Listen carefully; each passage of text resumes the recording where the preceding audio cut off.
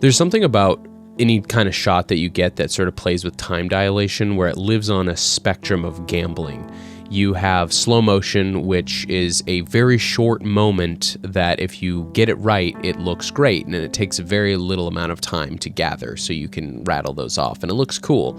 And then on the opposite side of the spectrum is the time lapse, which is a vast amount of time that you capture. And that one is a higher gamble, in my opinion, in terms of like, you know, how much you're investing into the shot versus what your output can be. Because when you set up a time lapse, you don't know if your shot looks good or not until a ton of time has passed. And a lot of times you can't get that time back. So whenever I do time lapses, it's always a gamble of like, is this going to look good or is this going to look like crap? And if it looks like crap, there's kind of nothing I can do about it. I'm stuck. I have that crap.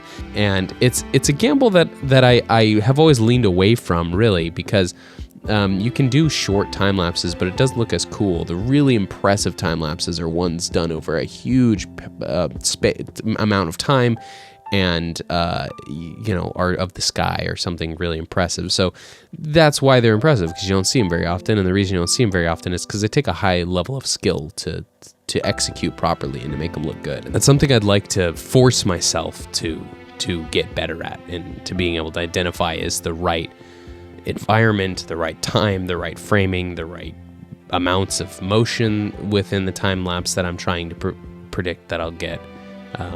It's definitely a skill that I'm not quite good at yet.